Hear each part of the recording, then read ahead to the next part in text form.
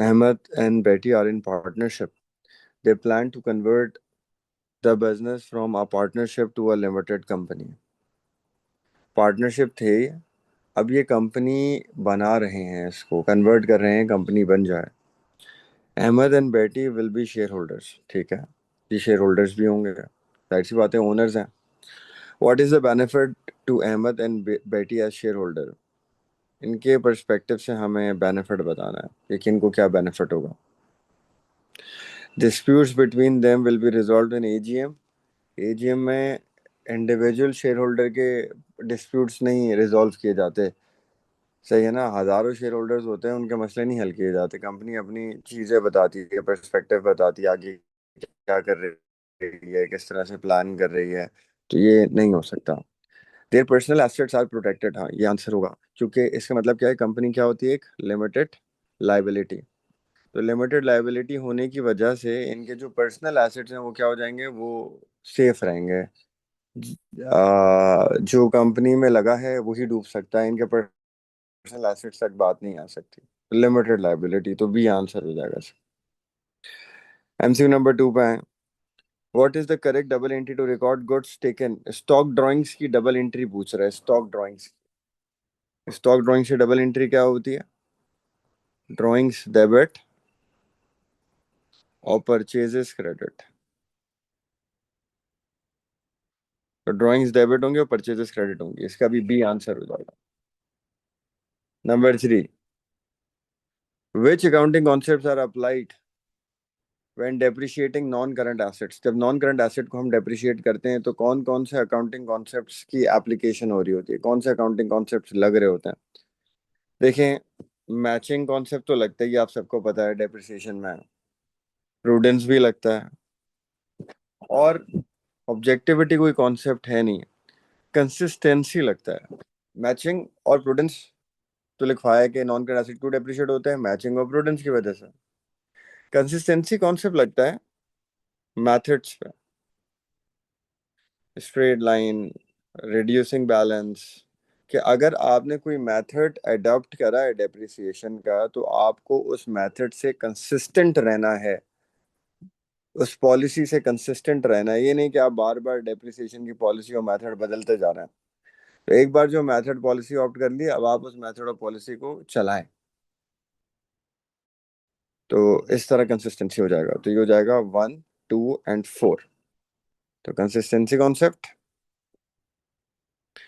Matching concept और prudence, C answer हो जाएगा. ठीक है. Number 4, which account balance will be credit column of trial balance? In short, credit nature किसकी है इनमें से, इन सारे बैलेंसेस में से क्रेडिट क्या होता है? तो ये कैरेज इनवर्ट खर्चा है, डेबिट होता है. आउटवर्ड भी खर्चा है, डेबिट होता है. इनवर्ट परचेज में ऐड होता है, परचेज खुद खर्चा है. तो इनवर्ट भी क्या हुआ, इनवर्ट भी खर्चा हुआ. आउटवर्ड भी एक्सपेंस होता है, एक्सपेंस डेबिट होता है. सेल रिटर्न भी डेबिट होता है, तो परचेज रिटर्न इसका आंसर होगा. तो परचेज रिटर्न है जो क्रेडिट होता है. ठीक है, सिंपल आसान सी बात. एमसीक्यू नंबर 5, नंबर 5 पे आ जाओ. ये कह रहा है, तीन चीजें हुई हैं. नंबर 1, हमने मशीन नॉन करंट एसेट खरीदा है, उसमें 450 ऐड कर दिया है, जबकि वो रिपेयर था. 450 का क्या था, एक्सपेंस था, हमने उसे एनसीए में डाल दिया गलती से. है ये एक्सपेंस, रिपेयर एक्सपेंस होता है. तो एसेट खरीदा 16,950 में, 450 रुपये हमने रिपेयर के डाल दिए, जो कि नहीं डालने चाहिए थे, क्योंकि रिपेयर एक्सपेंस होता है. दूसरा, लाइट एंड हीट तो एक्सपेंस है, इसमें 250 हमने नॉन करंट एसेट के डाल दी है. Wiring in factory extension, wiring नहीं होगी, चलेगी कैसे फैक्ट्री, नॉन करंट एसेट चलेगा कैसे? ये कैपिटल एक्सपेंडिचर है 250 का. तो यहाँ हमने उल्टा काम किया, यहाँ हमने एक्सपेंस के अंदर 250 capital expenditure non current asset डाल दिया.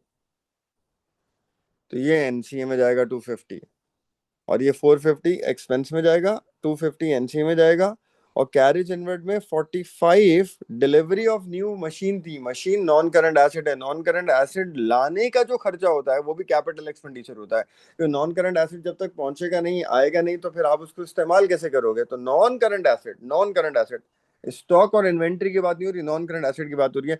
नॉन करंट एसेट को जब हम लेकर आते हैं, वो खर्चा भी क्या होता है? वो भी कैपिटल एक्सपेंडिचर होता है। तो ये जो 45 की डिलीवरी हुई है नई मशीन की, ये भी क्या है? नॉन करंट एसेट है। तो दो चीजें नॉन करंट एसेट हैं, एक लाइट एंड हीट में 250 जो मिला है वो नॉन करंट एसेट है, 45 की डिलीवरी ये नॉन करंट एसेट है, और नॉन करंट एसेट में 450 का एक एक्सपेंस है जो नॉन करंट एसेट से हटेगा। अब पूछ क्या रहा है? कह रहा है यार, नॉन करंट एसेट की वैल्यू कम कितने से करनी पड़ेगी हमें? अगर हम इन चीजों को ठीक करेंगे तो नॉन करंट एसेट की वैल्यू कम कितने से होगी? नंबर वन, ये 450 हटेगा, ये 450 एक्सपेंस में जाएगा, जिसकी वजह से नॉन करंट एसेट कम हो जाएगा 450 से। एक बात। दूसरी बात, 250 एक्सटेंशन है, ये नॉन करंट एसेट में जाएगा, जिसकी वजह से नॉन करंट एसेट बढ़ जाएगा 250 से। और ये 45 भी नॉन करंट एसेट है, ये नॉन करंट एसेट में जाएगा, नॉन करंट से बढ़ जाएगा। तो ओवरऑल देखा जाए तो क्या होगा? 450 से कम होगा, 250 से बढ़ेगा, और 45 से भी नॉन करंट एसेट बढ़ेगा। तो नेट ऑफ कर लें क्या आंसर आएगा? तो ओवरऑल 115 से नहीं, 155 से ये कम होगा एनसी। ठीक है ना? तो एनसी है 450 से कम हुआ, फिर 250 से इंक्रीज हुआ, और फिर 45 से और इंक्रीज हुआ, तो ओवरऑल 155 से डिक्रीज हो गया। तो ए आंसर हो जाए। ठीक है, इसमें कोई प्रॉब्लम किसी को? नेक्स्ट एमसीक्यू देखें, नंबर 6। नंबर 6 में ये कह रहा है, what is the purpose of depreciating non current asset? हम नॉन करंट एसेट्स को डेप्रिशिएट क्यों करते हैं? एनसीए क्यों डेप्रिशिएट होता है? सीधा सीधा इसका आंसर ए है ना, ये इसका आंसर होता है। To allocate its cost over its useful life, उसकी कॉस्ट को हम उसकी लाइफ पे स्प्रेड करते हैं। उसकी cost divide by number of years उसकी लाइफ पे वो स्प्रेड होती है। तो ए आंसर है इसका। मार्केट वैल्यू कभी नजर नहीं आती, रिप्लेसमेंट वैल्यू का कुछ नहीं होता। डेप्रिसिएशन एक नॉन कैश खर्चा है। नॉन कैश का मतलब उसमें पैसे ना आते हैं डेप्रिशिएट करने में, ना पैसे जाते हैं। एक नॉन कैश है, उसमें कैश की इन्वॉल्वमेंट है ही नहीं। तो आप एसेट कैसे खरीदोगे? एसेट खरीदने के लिए पैसे चाहिए होता है, रिप्लेस करने के लिए पैसे चाहिए होता है। तो डेप्रिसिएशन नॉन कैश होता है हमेशा। तो इसका एक ही आंसर है, ये तो डेफिनेशन ही है डेप्रिसिएशन की, to allocate its cost over its useful life, ये डेप्रिसिएशन। नंबर 7 पे आ जाए। अब देखें, आपको स्टार्ट पहले एंड ऑफ द ईयर दिया हुआ है, यानी कि सीडी पहले दिए हुए, बीडी बाद में दिए हुए। इसको ध्यान से देखिए, पहले एंड ऑफ द ईयर है, मतलब सीडी है, फिर बीडी है, और फिर ये कह रहा है कॉस्ट का सीडी बीडी, पीएफडी का सीडी बीडी, और carrying value is net book value. Carrying value किसको बोलते हैं? नेट बुक वैल्यू को बोलते हैं। तो नेट बुक वैल्यू का बीडी ये रहा 225, नेट बुक वैल्यू का सीडी ये रहा 240। तो नेट बुक वैल्यू अकाउंट आप बनाएंगे, या आपको नॉन करंट एसेट के एडिशंस बताए हुए इस साल के, एडिशंस भी दिए हुए हैं, और डिस्पोजल की भी नेट बुक वैल्यू बताई हुई है, जो बेचा उसकी नेट बुक वैल्यू। डेप्रिसिएशन निकालनी है तो बनाए नेट बुक वैल्यू का अकाउंट, बनाए डेप्रिसिएशन निकालें, सॉल्व करें हम लोग इसको। नेट बुक वैल्यू अकाउंट और डेप्रिसिएशन निकालें जल्दी से।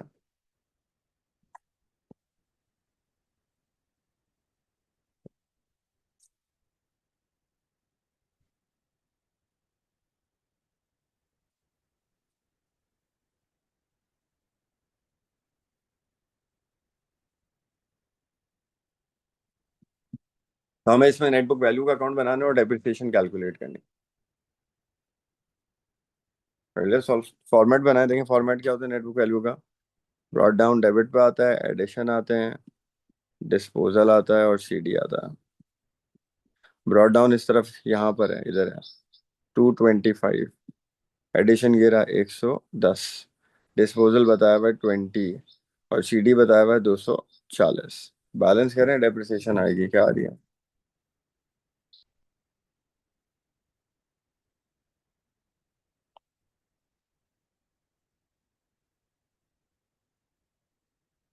225 प्लस 110 माइनस 20 माइनस 240, 75 डेप्रिसिएशन आ रही है,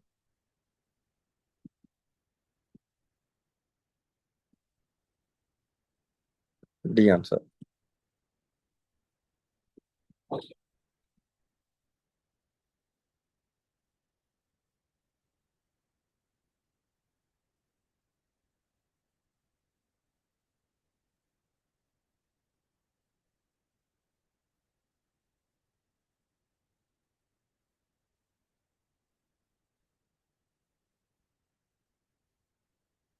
नेक्स्ट पे आ जाए, नंबर 8।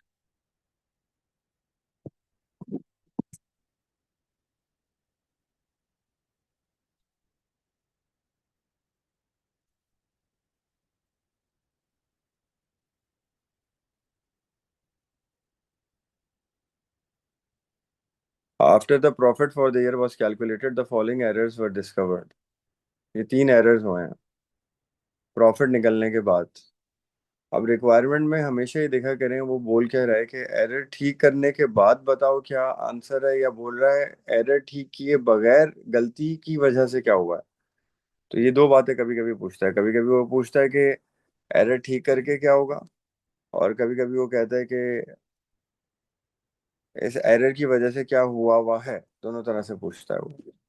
अब इधर discount allowed of 550 was recorded as discount received। कह रहे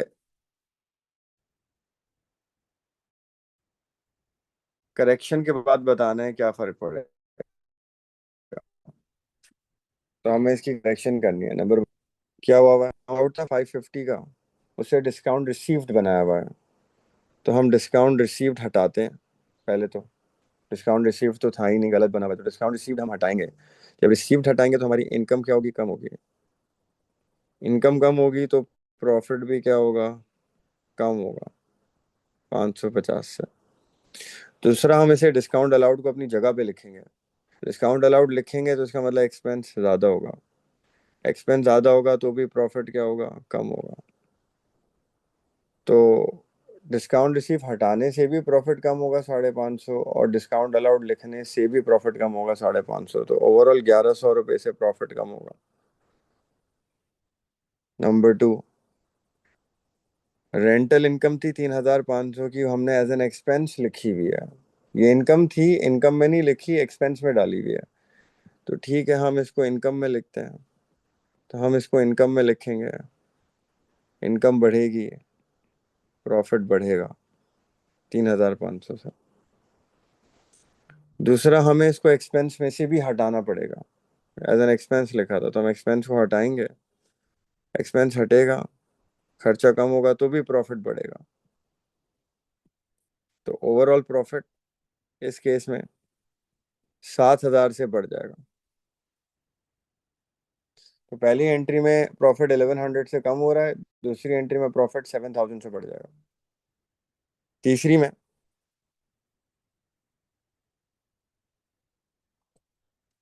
वेजेस 4500 पर रिकॉर्डेड एज 5400। वेजेस हमने ज्यादा लिखी हुई है, सिर्फ हम वेजेस को कम कर देंगे। वेजेस 4500 थी, हमने 5400 लिखी हुई है, तो हम क्या करेंगे, वेजेस को कम करेंगे 900 से। वेजेस कम होने मतलब एक्सपेंस कम होगा, एक्सपेंस कम होगा मतलब प्रॉफिट बढ़ेगा 900 से। हम प्रॉफिट को 900 से बढ़ा देंगे।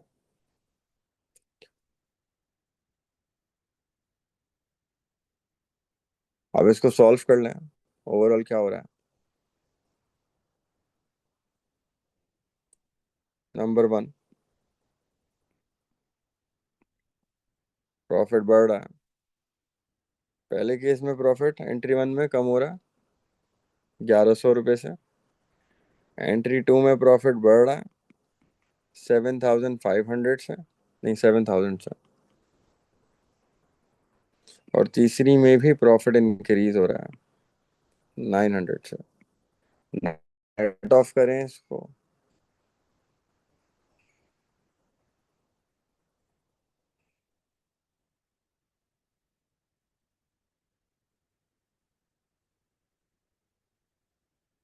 नेट ऑफ करें तो -1100 है, +7000 है, +900 है। 6800 से इंक्रीज हो रहा है। तो इंक्रीज बाय 6800, डी आंसर हो जाएगा। ठीक है। नेक्स्ट पे आ जाए, नंबर 9 पे।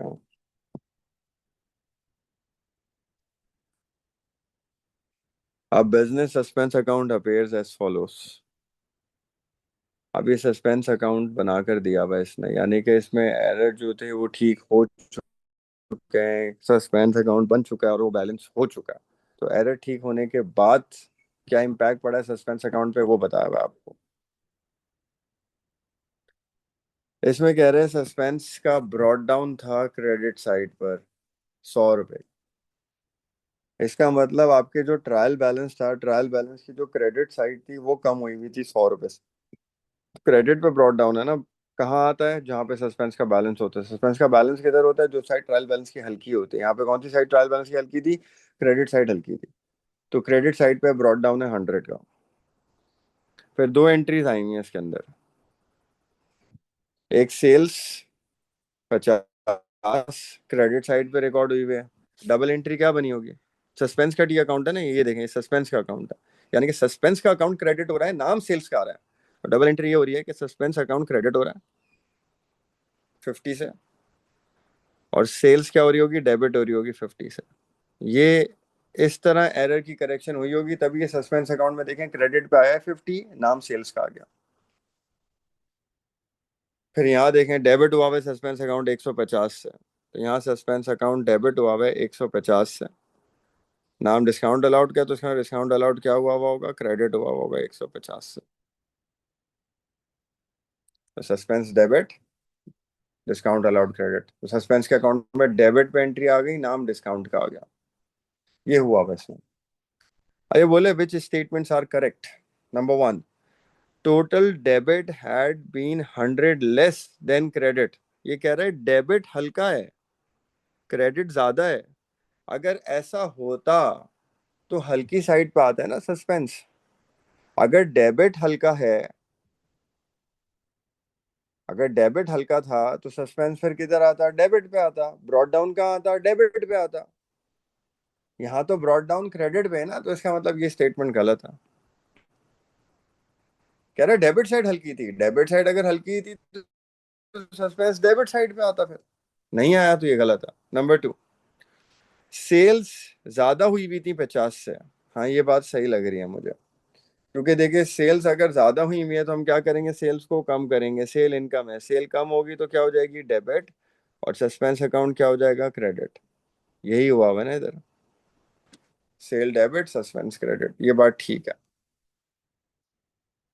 तीसरी देखें, डिस्काउंट अलाउड 150 से ज्यादा हुआ हुआ है, एंट्री बना के देख लेते हैं। डिस्काउंट अलाउड क्या है, एक्सपेंस। 150 से अगर ज्यादा हुआ हुआ है एक्सपेंस, तो हम क्या करेंगे, एक्सपेंस को 150 से कम करेंगे।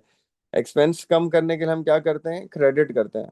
तो ये एक्सपेंस है, इसको कम करने के लिए हम करेंगे क्रेडिट। 150 कम हो गया, और डेबिट क्या हो जाएगा, सस्पेंस अकाउंट डेबिट हो जाएगा 150। बिल्कुल, ये यही एंट्री बनी है, suspense debit discount allowed credit. तो 2 और 3 सही है, 1 गलत है। तो सी आंसर होगा, 2 और 3, ऑप्शन नंबर 2 और ऑप्शन नंबर 3, ये ठीक है। Number 10, why does a business prepare a bank reconciliation. Bank reconciliation क्यों बनाते हैं, आपको बताया था, जब बैंक का बैलेंस और बैंक स्टेटमेंट जो बैंक वालों ने भेजी है उसमें जब डिफरेंस आता है, बैलेंस एट बैंक और balance as per bank statement, उसमें फर्क आता है, तो हम बैंक रिकंसिलिएशन बनाते हैं। तो इसका आंसर है बी आंसर होगा, to explain the difference between cash book balance, यानी कि हमारे बैंक अकाउंट का बैलेंस, कैश बुक का बैलेंस, और बैंक स्टेटमेंट का बैलेंस। इन दोनों बैलेंस में जब फर्क आता है तो हम बैंक रिकंसिलिएशन बनाते हैं। ठीक, नेक्स्ट पे आ जाए। 11, ये बैंक रिकंसिलिएशन का एमसीक्यू है। ये कह रहा है 2600 बैंक का बैलेंस था, यानी कि जब हम बैंक अकाउंट बना रहे हैं जस्ट दैट,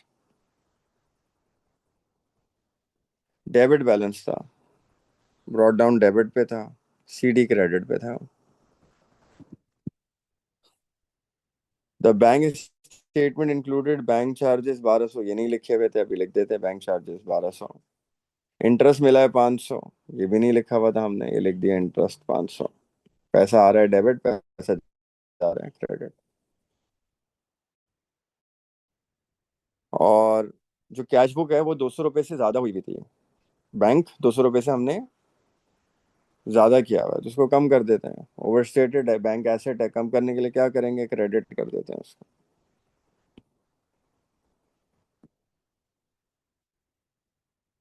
और बाकी ये अनप्रेजेंटेड चेक्स हैं। पेमेंट है, पेमेंट पैसे दे दिए, पेमेंट, लेकिन पैसे निकले नहीं है, बैंक स्टेटमेंट में मौजूद नहीं है। पैसे जो हम दे देते हैं पेमेंट होती है, लेकिन बैंक स्टेटमेंट में नहीं होती, वो क्या होती है, unrepresented checks.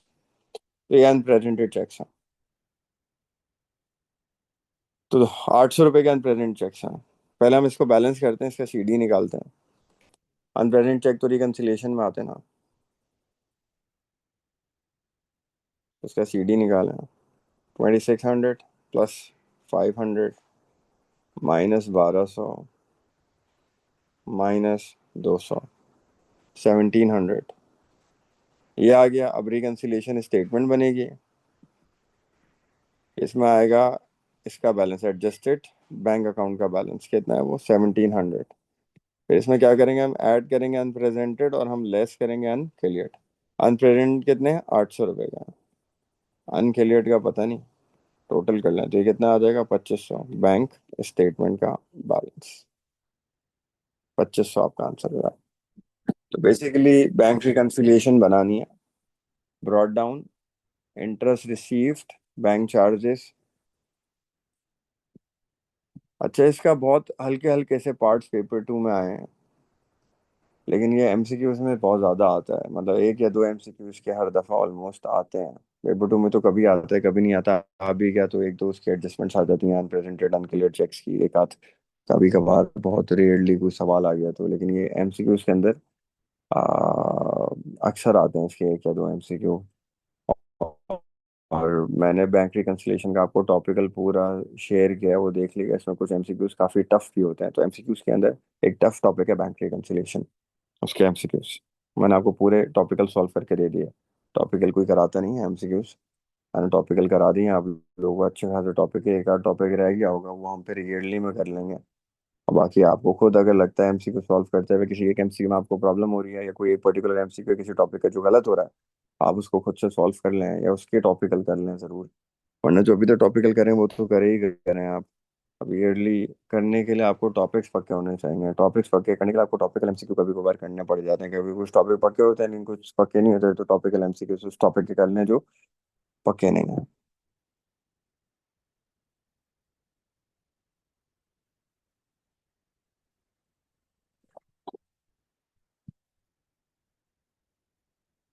Y is a sale ledger control account used. हम एस एल सी ए क्यों इस्तेमाल करते हैं, एस एल सी ए बनाने का मकसद क्या है।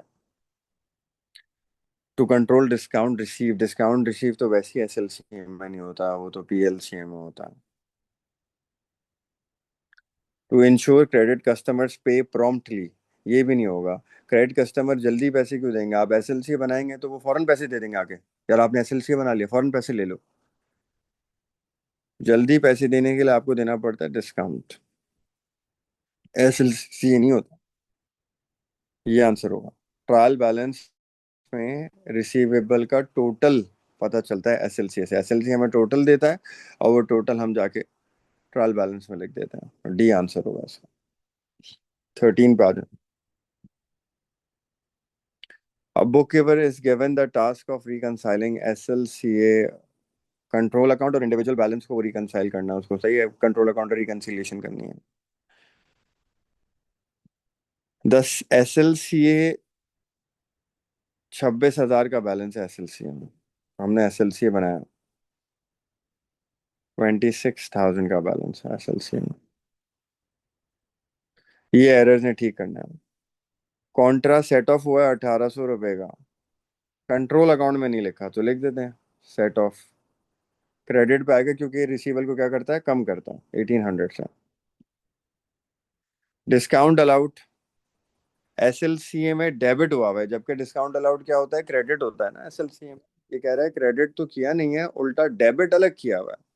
अब हम क्या करेंगे, इसको डबल अमाउंट से कम करेंगे। एक चीज क्रेडिट पे नहीं लिखी, उल्टा डेबिट पे अलग लिख दी है, तो डबल अमाउंट से ये कम किया जाएगा। तो ये डिस्काउंट अलाउड एसएलसीए में क्रेडिट पे आता है, क्रेडिट पे लिखा नहीं, उल्टा डेबिट पे अलग डाला हुआ है, तो डबल अमाउंट से कम करेंगे हम। 3600 हो जाएगा 7,200। और फिर allowance for bad debt. Allowance for bad debt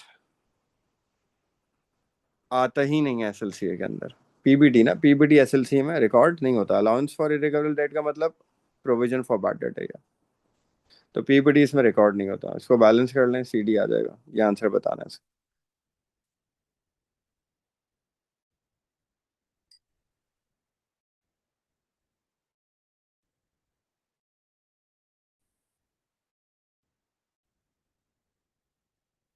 2100 minus 7,200, 17,000 भी आंसर आ जाएगा इसका। तो सिर्फ एस एल सी का बैलेंस इसने पूछा तो वो भी आ जाएगा। 13 के बाद आ जाए आगे नेक्स्ट पे।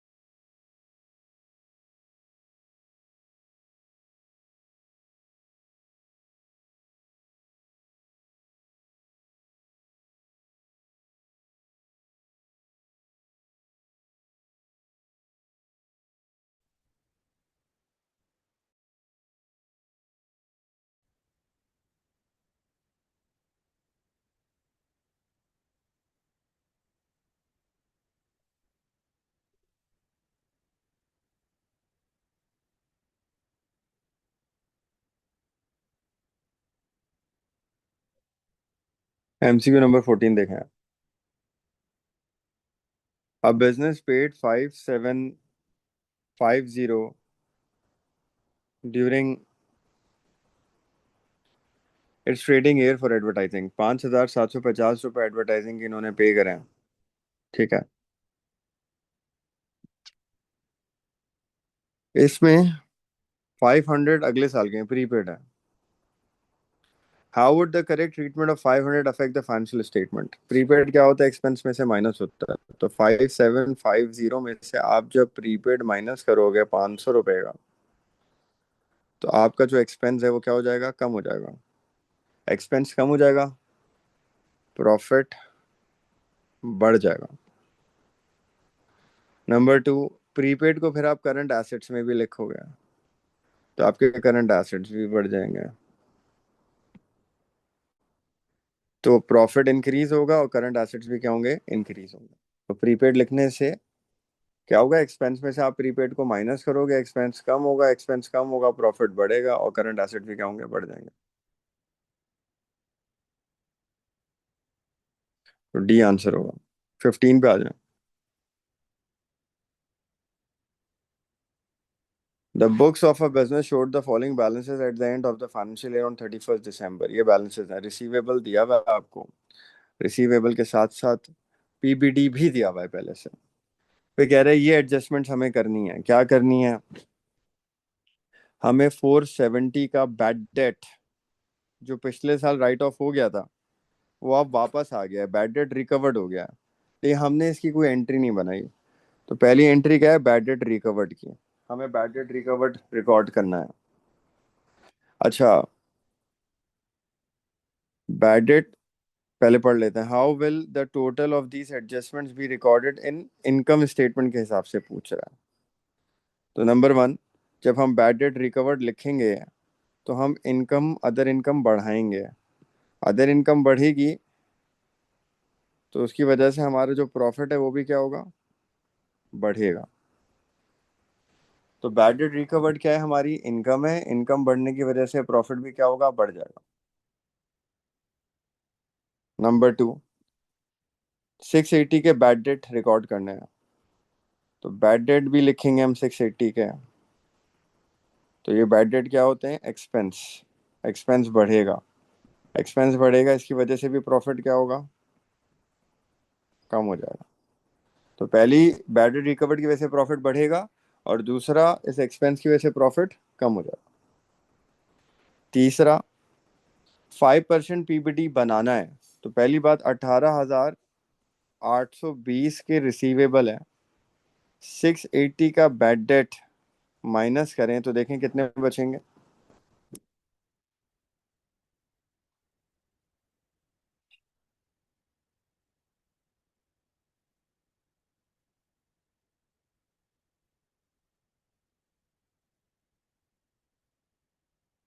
फिर 5% लगाएंगे, पीबीटी आएगा 907, 907 का पीबीटी आ रहा है। और पिछले साल का पीबीटी कितना दिया हुआ है, 760। तो आप क्या कहेंगे, 760 से पीबीटी 907 पे आ रहा है, 760 लास्ट ईयर का था, इस साल कितना है, 907, तो क्या हो रहा है, बढ़, 147 एक्सपेंस।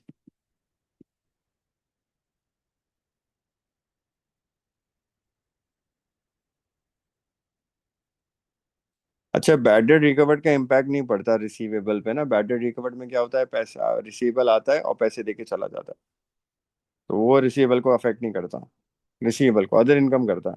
कह रहा प्रॉफिट और लॉस बताने क्या होगा, 470 प्लस होगा प्रॉफिट में,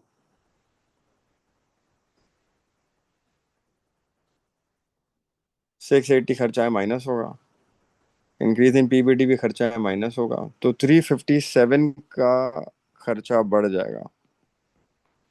इसमें खर्चा बढ़ेगा मतलब प्रॉफिट आपका कम हो जाएगा, एक्सपेंस, सी आंसर हो जाएगा। तो ये एक अदर इनकम, दूसरा खर्चा, तीसरा भी खर्चा, नेट ऑफ कर लें तो 357 का खर्चा नजर आएगा, सी आंसर 15। नंबर 16 पे आ जाए।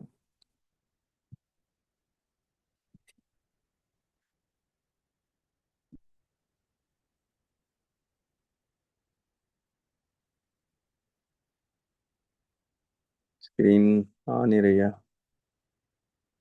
थोड़ा लेट चल रहा है यार, एक सेकंड।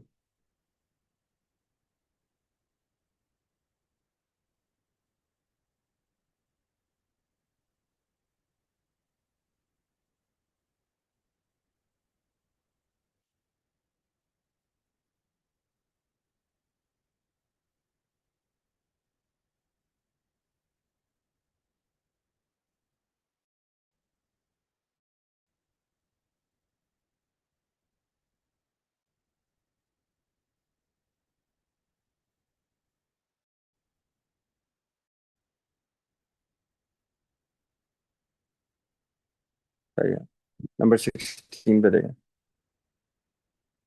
चल रहा स्लो क्यों है। तो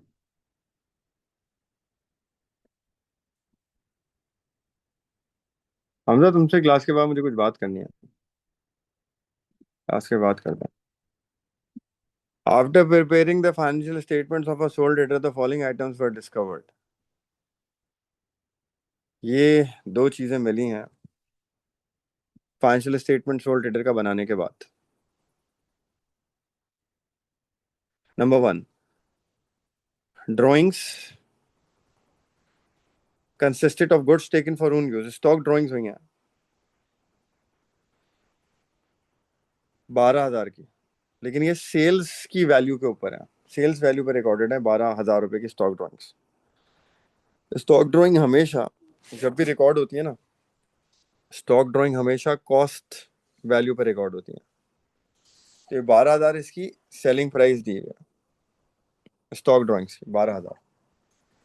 और मार्कअप है 50%, लेकिन ये सेलिंग प्राइस है। सेलिंग प्राइस में मार्कअप नहीं लगता, सेलिंग प्राइस में क्या लगता है, मार्जिन लगता है। तो हम 50% के मार्कअप को कन्वर्ट करेंगे मार्जिन में। एड न्यूमिनेटर टू डिनोमिनेटर, ये मार्जिन आ जाएगा। तो 33.33% मार्जिन है ये। तो इस पे लगेगा मार्जिन, प्रॉफिट आ जाएगा 4,000 का। वो माइनस करेंगे हम इसमें से, 12,000 में 4,000 का मुनाफा है, हटा देंगे। तो कॉस्ट प्राइस आ जाएगी 8,000। तो स्टॉक ड्राइंग्स की जो कॉस्ट प्राइस है वो 8,000 है। तो 8,000 की स्टॉक ड्राइंग है टेक्निकली है, उसने 12,000 लिख दिया। नंबर टू, प्रॉफिट में इंश्योरेंस 7,500 रुपए की डली हुई है। 1/3 उसकी पर्सनल इंश्योरेंस थी। तो 7,500 का जो 1/3 है वो उसका पर्सनल था। तो 2,500 रुपये बिजनेस का खर्चा नहीं है, उसका पर्सनल है। ड्राइंग्स हो गई ये भी।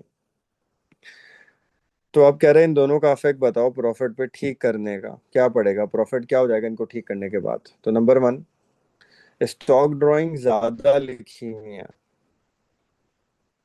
स्टॉक ड्राइंग्स को आप कम करोगे। स्टॉक ड्राइंग 12,000 की लिखी हुई है, जबकि लिखनी कितनी चाहिए थी, कॉस्ट प्राइस पे 8,000 लिखनी चाहिए। तो स्टॉक ड्राइंग को हम 4,000 रुपये से कम करेंगे। स्टॉक ड्राइंग 12 लिखी हुई है, होनी थी 8। तो हम 4,000 से स्टॉक ड्राइंग को कम करेंगे। स्टॉक ड्राइंग को कम करेंगे। अब स्टॉक ड्राइंग क्या होता है, ये परचेजेस से माइनस होता है। जब स्टॉक ड्राइंग कम हो जाएगा तो आपकी जो परचेजेस हैं वो बढ़ जाएंगी। सही है ना। देखें, परचेजेस से कितना माइनस किया हुआ है इसने, 12, जबकि कितना माइनस करना था स्टॉक ड्राइंग, 8। तो इसका मतलब जब आप कम माइनस करोगे, स्टॉक ड्राइंग को कम करोगे, तो परचेजेस क्या होंगी, आपकी बढ़ेंगी। तो स्टॉक ड्राइंग को हमें कम करना है, जिसमें से परचेज बढ़ेगी। परचेज बढ़ेगी मतलब खर्चा बढ़ेगा, खर्चा बढ़ेगा मतलब प्रॉफिट आपका क्या हो जाएगा, कम हो जाएगा। तो हमारा प्रॉफिट 4,000 से कम होगा, नंबर वन। नंबर टू, 2,500 रुपये आप खर्चे से हटाओगे। ये ड्राइंग्स हैं, एक्सपेंस नहीं है बिजनेस का। बिजनेस के खर्चे में डाला हुआ है ना, हम हटाएंगे। तो 2,500 के हम खर्चे को हटाएंगे तो हमारा खर्चा कम होगा। खर्चा कम होगा तो हमारा प्रॉफिट 2,500 रुपये से बढ़ जाएगा। तो ओवरऑल अगर हम नेट ऑफ करें तो 4,000 से हमारा प्रॉफिट कम होगा और 2,500 रुपये से हमारा प्रॉफिट बढ़ेगा। तो नेट ऑफ करें तो 1,500 रुपये से हमारा प्रॉफिट कम हो जाएगा। तो 1,500 डिक्रीज, ये आंसर होगा इसका। तो 1,500 डिक्रीज हो जाएगा। 17 पे आ जाए। L and M are in partnership, which item should appear in partnership appropriation account. ये एप्रोप्रिएशन अकाउंट में क्या आना चाहिए इसमें, कैपिटल, एडिशनल कैपिटल नहीं आता है एप्रोप्रिएशन में ना।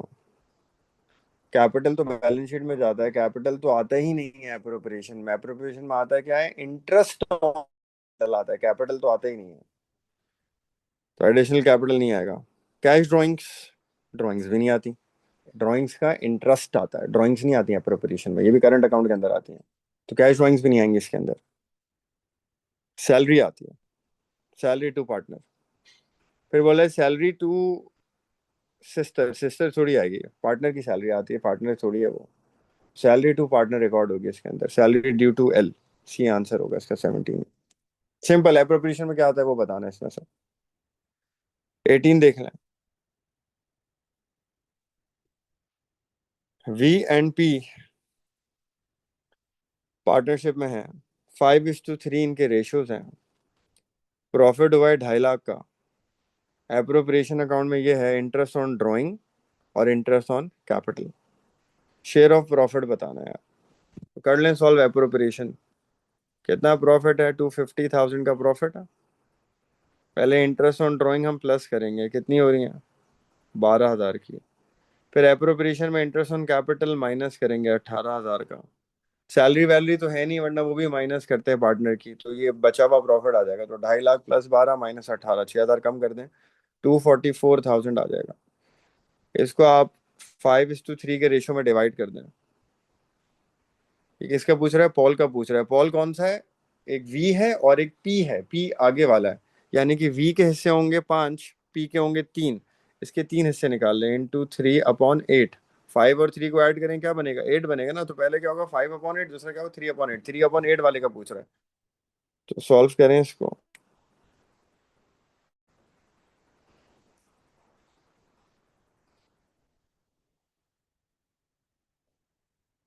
244,000 into 3 divide by 8, 91,500। B answer हो जाएगा। ये बी आंसर 18 का। ठीक है, सिंपल। आपने इंटरेस्ट ऑन ड्राइंग ऐड करा, इंटरेस्ट कैपिटल माइनस करा और फिर प्रॉफिट्स को डिवाइड। 19 पे आ जाए यार। Number 19।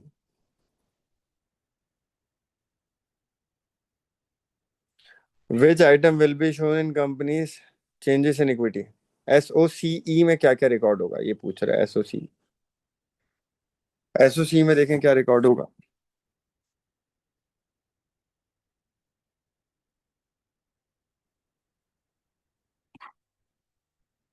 Bonus issue of shares, हाँ बोनस आएगा। बोनस इशू करेंगे तो डबल एंट्री क्या बनेगी? शेयर प्रीमियम डेबिट और OSC क्रेडिट, ये आएगा SOCE के अंदर।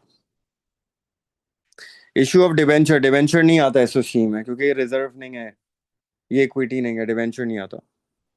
प्रोपोज डिविडेंड, ये भी नहीं आता। लास्ट ईयर का प्रोपोज आता है, इस साल का प्रोपोज नहीं आता। Upward revaluation of non current asset, revaluation upward revalue का तो आएगा। एंट्री क्या बनेगी? एसेट अपवर्ड बढ़ेगा डेबिट, और रिवैल्यूएशन रिजर्व क्या होगा? क्रेडिट। तो यानी कि रिवैल्यूएशन रिजर्व बनेगा इसमें, ये आएगा। तो 1 और 4, 1 और 4 आएंगे। बोनस यू आएगा। अपवर्ड रिवैल्यूएशन में रिवैल्यूएशन रिजर्व बनेगा, उसकी एंट्री आएगी। भी रिजर्व है ना, रिवैल्यूएशन रिजर्व SOCE में बनेगा, वो आएगा। बाकी डिवेंचर और प्रपोज डिविडेंड्स रिकॉर्ड नहीं होंगे। लास्ट ईयर प्रपोज होता है, ये रिकॉर्ड नहीं होगा। 20th पे आ जाए। OSC पार वैल्यू देखें क्या है? 1 है पार वैल्यू, 2 लाख। पहले तो नंबर ऑफ शेयर निकालने हैं। 2 lakh divide by 1, par value 1 है, इसलिए नंबर ऑफ शेयर भी क्या आ जाएंगे? 2 लाख आ जाएंगे। शेयर प्रीमियम है और रेवेन्यू रिजर्व है। रेवेन्यू रिजर्व का मतलब यार रिटेन प्रॉफिट होगा, जनरल रिजर्व होगा, मिलाकर दिया हुआ रेवेन्यू रिजर्व। ये चेंजेस हुई हैं। क्या हुई है? नंबर 1, बोनस इशू हो रहा है 1 for 4। सॉल्व कर ले, बोनस एंट्री बनानी पड़ेगी हमें। 2 लाख है नंबर ऑफ शेयर, हर 4 पर 1 का बोनस हो रहा है, तो 2 लाख डिवाइड बाय 4 करें, 50,000 का बोनस इशू हो रहा है। पार वैल्यू 1 है, तो बोनस इशू की डबल एंट्री का बनेगी? शेयर प्रीमियम डेबिट और OSC क्रेडिट। 50,000, पार वैल्यू 1 है, तो 50,000 ही आएगा। ये डबल एंट्री बनेगी। Share premium debit, OSC credit, bonus issue. Number 2, 1 lakh right issue हो रहा है। 1 रुपये पार वैल्यू है, 1.4 में शेयर बेच रहे हैं।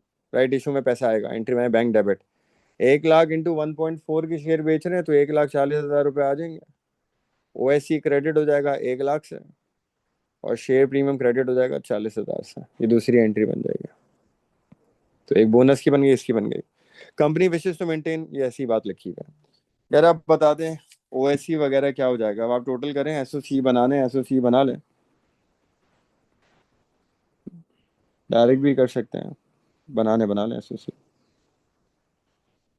ब्रॉड डाउन कितने कितने दिए हुए थे इनके? 2 लाख इसका था, 80,000 इसका था, 160 इसका था। पहले क्या हुआ? बोनस इशू हुआ। बोनस इशू में शेयर प्रीमियम डेबिट हुआ है, यानी शेयर प्रीमियम से कम हुआ है 50, OSC में ऐड हुआ है 50। फिर राइट इशू हुआ है। राइट इशू में बैंक तो आएगा नहीं SOC में। OSC क्रेडिट, रिजर्व क्रेडिट हो रहा है, मतलब बढ़ रहा है, ये 100 से बढ़ रहा है, और शेयर प्रीमियम 40 से बढ़ रहा है। रेवेन्यू रिजर्व पे कोई फर्क नहीं पड़ रहा दोनों एंट्री से। अब टोटल कर लें, कितना आ जाएगा ये?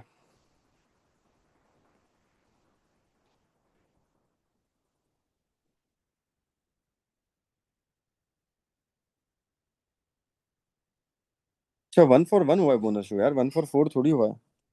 1 for 1 हुआ है। 1 for 1 का मतलब 2 लाख रुपए के शेयर इशू हुए हैं। 1 for 4 क्यों पढ़ा मैंने इसको। 1 for 1 है। 1 for 4 लगा मुझे। 2 लाख शेयर इशू होंगे भाई बोनस में, तो डबल एंट्री क्या बनेगी? Share premium debit. Share premium में 2 लाख है ही नहीं, शेयर प्रीमियम में कितने हैं? 80 हजार हैं। तो 80 हजार शेयर प्रीमियम से निकलेंगे, बाकी रेवेन्यू रिजर्व से निकलेंगे, रिटेन प्रॉफिट से निकलेंगे। तो 2 लाख में से 80 हजार निकले, बाकी एक 20 इसमें से निकलेंगे, और ओएससी क्रेडिट होगा 2 लाख से। ये बोनस की एंट्री हो।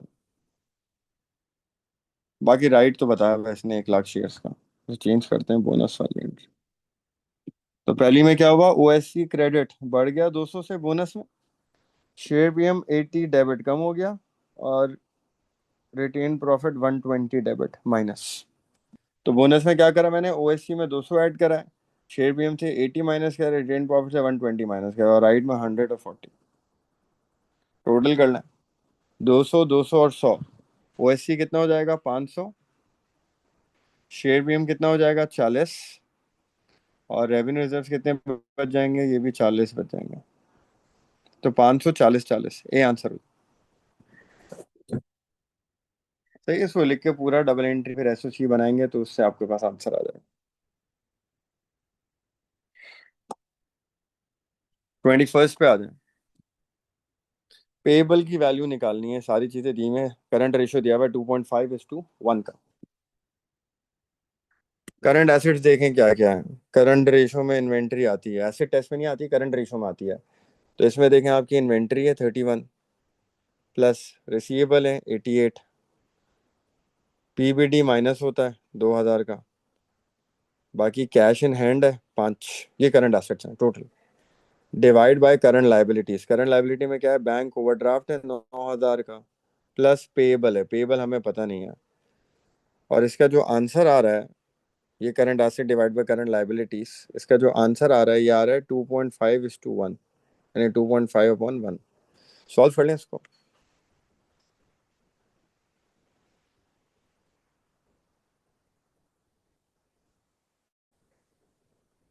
31 प्लस 88 माइनस 2 प्लस 5, 122। तो ये हो गया 122:2.5, और ये 9 + x। सॉल्व करें, क्रॉस मल्टीप्लाई करें।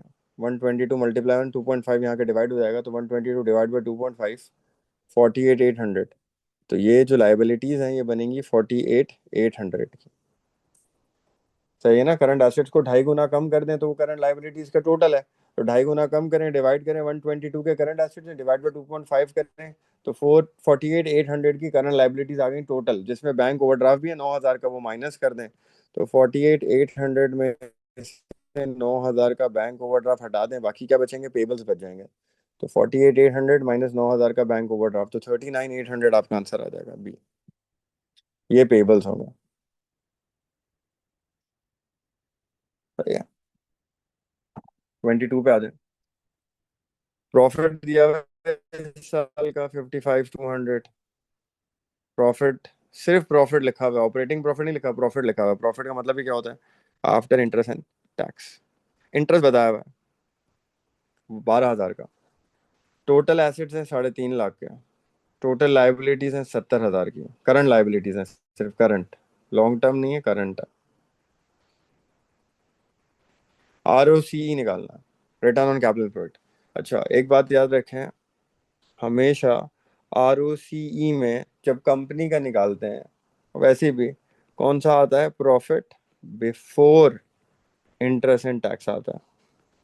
तो सॉल्व कराते ही बता। तो हमेशा जो आर ओ सी में प्रॉफिट आता है, वो बिफोर इंटरेस्ट एंड टैक्स आता है, डिवाइड बाय कैपिटल एम्प्लॉयड। अच्छा लॉन्ग टर्म लाइबिलिटीज नहीं है, वो भी हमें निकालनी पड़ेंगी, और profit before interest and tax भी निकालना पड़ेगा। यहाँ प्रॉफिट देखिए कितना दिया हुआ है, 55,200 दिया हुआ है, 12 हजार का इंटरेस्ट था। तो हम ये लिखेंगे, profit before interest and tax, before वाला पता नहीं है, लेस इंटरेस्ट, 12 हजार का इंटरेस्ट है, माइनस करें, तो आपका आ जाएगा profit after interest and tax 55,200। Backward आ जाए, बिफोर वाला निकालना है। तो 55,200 प्लस 12,000, 67,200 आ जाएगा बिफोर इंटरेस्ट एंड टैक्स। तो 67,200 बिफोर इंटरेस्ट एंड टैक्स है, divide by capital employed into 100। Capital employed निकालना पड़ेगा, हमें बैलेंस शीट बनानी पड़ेगी। इसने क्या बताया हुआ हमें, टोटल एसेट्स, एसेट्स का टोटल बताया हुआ। तो एसेट्स का टोटल कितना है, 3.5 लाख। करंट एसेट्स और नॉन करंट एसेट मिला के 3.5 लाख टोटल है। और कैपिटल एंड लाइबिलिटीज में आ जाए, तो हमें सिर्फ इसने करंट लाइबिलिटीज दी हुई है। कितनी है करंट लाइबिलिटीज, 70,000 की। तो हम कैसे निकाल सकते हैं कैपिटल एम्प्लॉयड, कैपिटल एम्प्लॉयड का फॉर्मूला क्या होता है, ऑल एसेट्स माइनस सिर्फ current liabilities is equal to capital employed. NC और सीए को ऐड करते हैं, सारे एसेट्स को ऐड करके सिर्फ करंट लाइबिलिटीज माइनस करते हैं तो कैपिटल एम्प्लॉयड होता है। ऑल एसेट्स कितने के, 3.5 लाख का। करंट लाइबिलिटीज माइनस होंगी सिर्फ 70,000 की, माइनस करें तो 2,80,000 का कैपिटल एम्प्लॉयड आ गया। तो 2,80,000 कैपिटल एम्प्लॉयड से डिवाइड कर दें, आपका आरओसी आ जाएगा 7,200 divide by 2 lakh.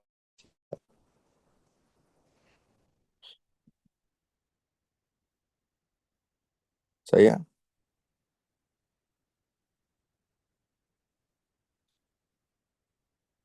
D answer है 24%।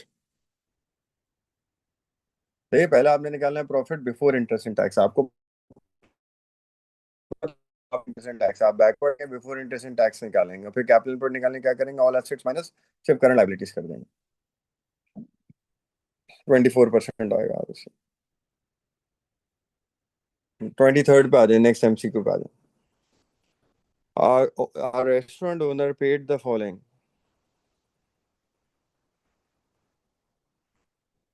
cost of food ingredients, maintenance of cooking appliances, maintenance, wages chef को दिए हैं, और वेजेस रेस्टोरेंट मैनेजर को दिए हैं। इनडायरेक्ट कॉस्ट क्या है, देखिए रेस्टोरेंट है, रेस्टोरेंट में खाना आपका प्रोडक्ट है, और खाने पे जो डायरेक्टली खर्चा हो रहा है वो डायरेक्ट कॉस्ट है, और खाने के अलावा जो खर्चा है वो इनडायरेक्ट कॉस्ट है। तो यहाँ पे देखें फूड इंग्रेडिएंट्स, ये डायरेक्ट खाने में डलेगा, खाने में डलेगा, इसके बाद खाना नहीं बनेगा, ये डायरेक्ट कॉस्ट है, ये इनडायरेक्ट नहीं होगी। मेंटेनेंस, मेंटेनेंस इनडायरेक्ट खर्चा होता है हमेशा, मेंटेनेंस है, मेंटेनेंस का प्रोडक्ट के बनने से ताल्लुक नहीं है। अप्लायंसेस की मेंटेनेंस है, नॉन करंट एसेट की मेंटेनेंस है, वो आपका रेवेन्यू एक्सपेंडिचर होता है, इनडायरेक्ट होता है। वेजेस शेफ, शेफ को जो पैसे देंगे ये डायरेक्ट लेबर है, डीएल है ये, क्योंकि इसके बगैर आपका खाना नहीं बनेगा ना, शेफ को पैसे नहीं देंगे तो शेफ क्या है, डायरेक्ट है, खाना बना रहा है, प्रोडक्ट बना रहा है। वेजेस टू रेस्टोरेंट मैनेजर, हाँ ये इनडायरेक्ट है, मैनेजर है वो, मैनेजर हो या ना हो खाना तो बन जाएगा ना। तो आपका 2 और 4, सी आंसर होगा, ये इनडायरेक्ट कॉस्ट है 2 और 4। ठीक है, इनडायरेक्टली जिसके बगैर प्रोडक्ट तैयार हो सकता है, प्रोडक्ट से डायरेक्टली कनेक्टेड नहीं है, वो इनडायरेक्ट होता है। नेक्स्ट पे आ जाए, 24। कह रहा है यार ये टोटल कॉस्ट दी हुई है और ये 2 यूनिट्स दिए हैं। अच्छा, वेरिएबल कांस्टेंट है, फिक्स कॉस्ट जुलाई में 1,000 रुपये बढ़ी है। टोटल फिक्स कॉस्ट, पहले तो हाई लो मेथड लगाने को बोल रहा है। जो जुलाई में 1,000 बढ़ी है, पहले उसको हटाएं, उसको हटा के पहले फिक्स कॉस्ट थी कितनी वो निकालें। जुलाई में 1,000 बढ़ी है ना, तो 1,000 इसमें से हटा दें, तो 86 में से 1,000 हटाएं, जो बड़ा है उसको हटाकर जेन्युइन अमाउंट क्या थी वो आ गया।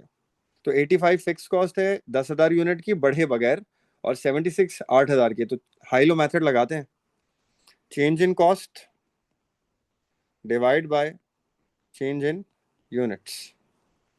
तो कॉस्ट में क्या चेंज आ रहा है, 76 और 85,000 इंक्रीज अभी हटा दिया हमने,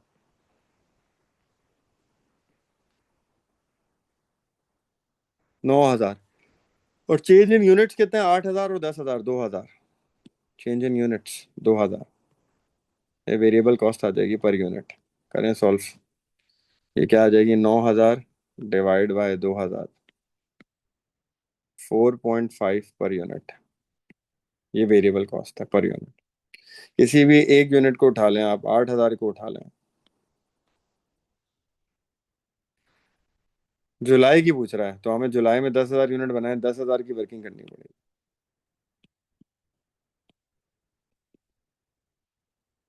अच्छा 10,000 यूनिट, वेरिएबल कॉस्ट निकालते हैं पहले हम इनकी। टोटल कॉस्ट कितनी दी हुई है 10,000 की, इंक्रीज के बगैर वाली 85। वेरिएबल कॉस्ट एक यूनिट की 4.5 है, 10,000 की कितनी हो गई, 45,000। एक यूनिट की वेरिएबल 4.5 है ना, तो 10,000 यूनिट की वेरिएबल क्या हो गई, 45,000 हो गई, तो 85 में से 45,000 हटा दें तो 40,000 आ गई फिक्स कॉस्ट। और 1,000 बढ़ भी गई है फिर जुलाई में, ये इंक्रीज हुई है जुलाई में, जुलाई का ही पूछ रहा है, तो 41,000 आपकी फिक्स कॉस्ट आ गई। सी आंसर होगा। 1,000 को पहले हटाना है, जो इंक्रीज है ना, इंक्रीज को पहले हटाते हैं आप और फिर वर्किंग करते हैं, क्योंकि इंक्रीज के साथ आप वर्किंग करेंगे ना तो आपकी सही नहीं आएगी वेरिएबल कॉस्ट और फिक्स कॉस्ट। तो जो इंक्रीज हो चुका है पहले आप उसको हटा दें, क्योंकि पुराना जो कंपैरिजन आप जिस चीज से कर रहे हैं ना वो बगैर इंक्रीज वाला है। उस वक्त तक फिक्स कॉस्ट नहीं बढ़ी थी जून में, तो आप इंक्रीज का कंपैरिजन विदाउट इंक्रीज से कर रहे हैं तो आप गलत करेंगे। तो आपको पहले क्या करना चाहिए, पहले आपको जुलाई की वर्किंग करनी चाहिए इंक्रीज हटाकर। आप इंक्रीज हटाएंगे 1,000 रुपए का, तो 86 थी, 1,000 हटाए 85 आ गया, 85 और 76। अब ये लाइक वाइज कंपैरिजन है बगैर इंक्रीज के। अब इससे आप वर्किंग करेंगे, वेरिएबल और फिक्स कॉस्ट निकाल लेंगे और जो इंक्रीज है वो ऐड करके टोटल फिक्स कॉस्ट बता देंगे 41। C answer. 25 पे आ जाए। अभी 25 में कह रहा है P limited uses an absorption rate O A R, overhead absorption rate 15 रुपए का कर रहा है पर मशीन आर। मशीन आर से निकला हुआ ये रेट, तो मशीन के घंटों के हिसाब से कर रहा है ये, पर मशीन आर 15 रुपए का रेट है ओवरहेड का।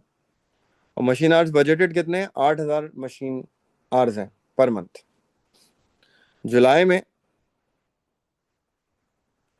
8,500 घंटे मशीन चली है और 16,500 का अंडर एब्जॉर्प्शन हुआ है, ये भी बता दिया इसने। एक्चुअल ओवरहेड बताने हैं ये एमसीक्यूज में, एब्जॉर्प्शन कॉस्टिंग के टॉपिकल आपको करवा चुका हूँ और ये टॉपिक यूट्यूब पे दिया है आपको मैंने। अंडर एब्जॉर्ब ओवर एब्जॉर्ब कैसे निकालते हैं, एक्चुअल खर्चा कैसे निकालते हैं, एक्चुअल घंटे कैसे निकालते हैं, ये पूरा एक फॉर्मूला है, उससे निकालना होता है। तो ये वो एमसीक्यू जिससे नहीं करे वो कर ले। 25 इसमें देखें, ओ ए आर स्टेप 1 है, ओ आर निकालना वो दिया हुआ है 15 पर मशीन आर। नंबर 2, हम क्या करते हैं, हम 15 जो ओ ए आर है उसको हम एक्चुअल घंटों से मल्टीप्लाई करते हैं। एक्चुअल घंटे कितने हैं, 8,500 घंटे मशीन चली है, तो 15 का ओ ए आर 8,500 घंटे, तो ये 127,500 एब्जॉर्ब्ड ओवरहेड्स हैं। ये हमने लिखे हैं इनकम स्टेटमेंट में। लेकिन हमने जो लिखे हैं वो क्या हुए में, उसने ये कहा है हमने जो लिखे हैं वो 16,500 अंडर एब्जॉर्ब है, यानी कि हमने 16,500 कम लिखे हैं। असली में खर्चा क्या हुआ है, ज्यादा आया है, हमने अंडर एब्जॉर्ब किया हुआ है। हमने 16,500 जो एक 27,500 लिखा है ना, ये 16,000 रुपए कम लिखा हुआ है, एक्चुअली इससे ज्यादा आया है। तो कितना आया होगा, ऐड कर लें अंडर एब्जॉर्ब को इसमें।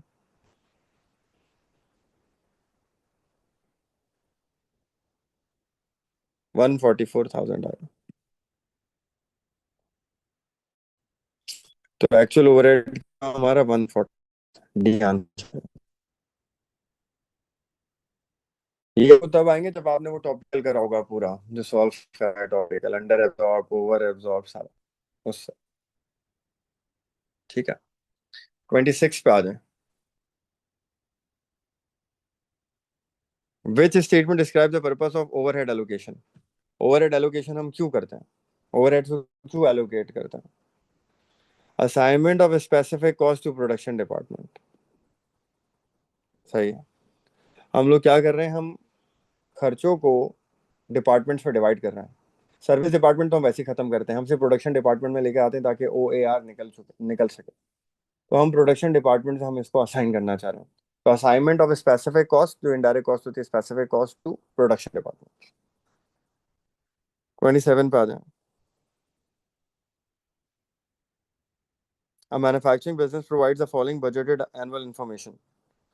वेजेस 12 रुपए घंटे के हिसाब से दिए, 6 लाख रुपए हुए हैं, तो कितने घंटे थे ये, एक घंटे के 12 रुपए दिए और 6 लाख का खर्चा हुआ है, तो हम घंटे निकाल सकते हैं।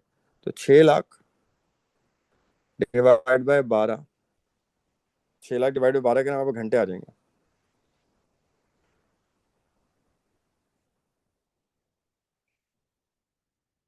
50,000 घंटे हैं और फिक्स्ड ओवरहेड है 160 का। ठीक है, सही है।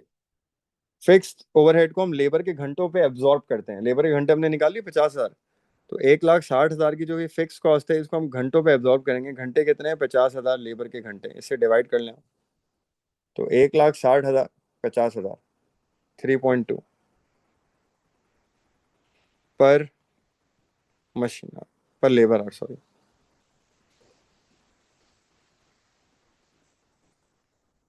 पर लेबर आवर।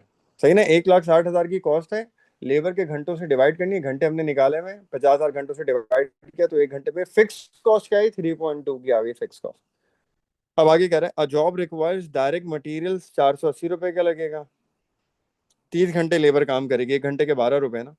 तो हम यहाँ सॉल्व करते हैं। मटेरियल कितना लगेगा? 480 का। लेबर कितनी लगेगी? 30 घंटे। 30 घंटे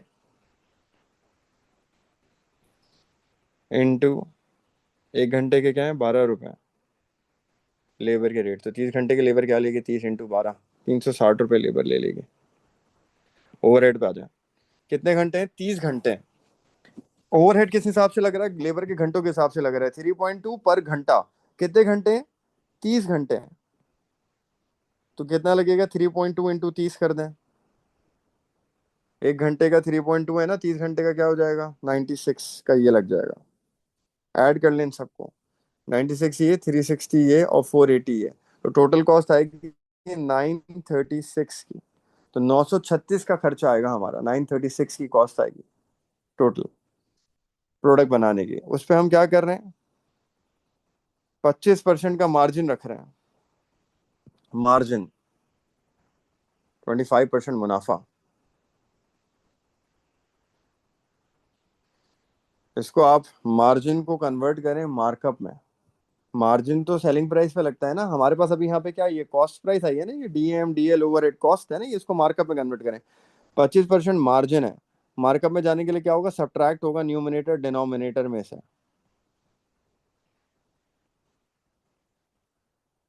तो ये बनेगा आई गेस 1/3, 33.33%।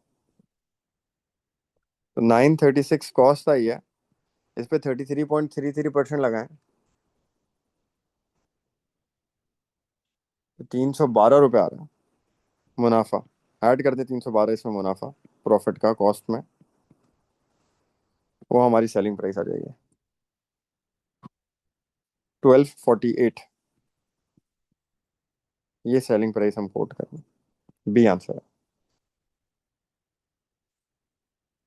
ठीक है। 28, 28 पे आ जाए। Which factor would cause the variable cost line, variable cost की जो लाइन होती है ब्रेक इवन पे, स्ट्रेट लाइन नहीं रहेगी है। देखें, वेरिएबल कॉस्ट की लाइन स्ट्रेट लाइन है, उसमें हम क्या होता है अजम्पशंस लेते हैं। क्या होता है भाई? वेरिएबल कॉस्ट हर यूनिट की फिक्स होगी, per unit variable cost remains constant. तो ये लाइन यूं बनती है।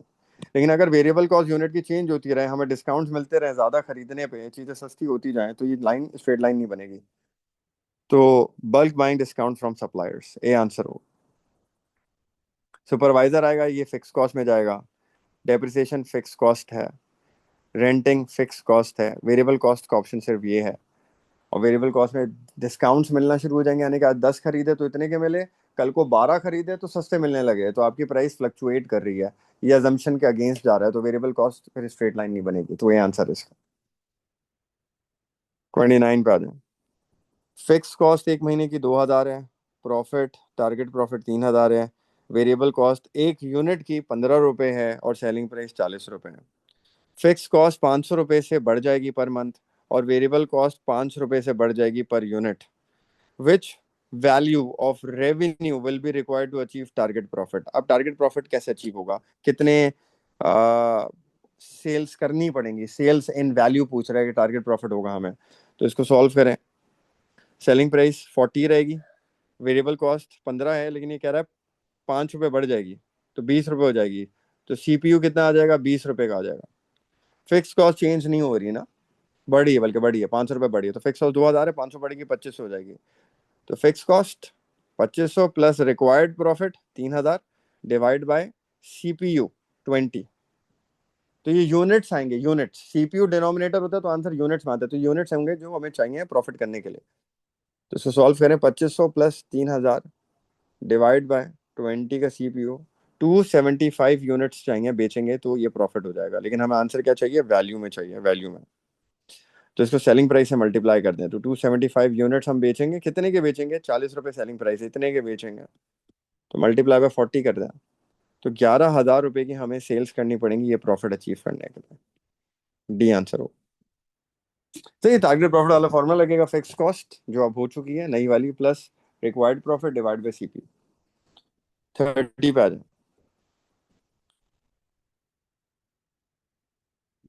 What are assumption of cost volume profit analysis, break even graph की बात कर रहा है, ब्रेक इवन के अजम्पशंस बतानी है। फिक्स कॉस्ट पर यूनिट नहीं, फिक्स कॉस्ट पर यूनिट नहीं होती, फिक्स कॉस्ट टोटल जो होती है वो कांस्टेंट रहती है।